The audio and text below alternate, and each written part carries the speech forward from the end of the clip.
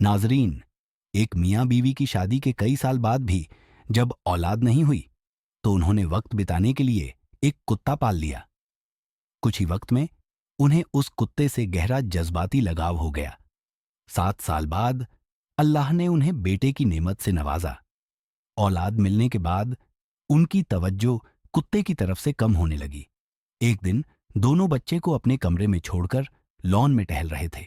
अचानक कुत्ते के बेतहाशा भौंकने की आवाजें आईं। वे फौरन अंदर की तरफ दौड़े। तभी कुत्ता बाहर निकल आया। उसके मुंह पर खून लगा हुआ था।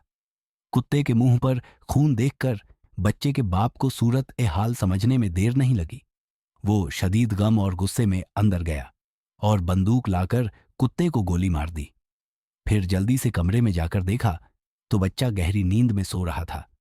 उसके पास ही एक सांप मरा हुआ पड़ा था जिसका सिर चबाया हुआ था। इससे हमें ये सबक मिलता है कि जल्दबाजी और गुस्से में किए गए फैसले अक्सर गलत साबित होते हैं।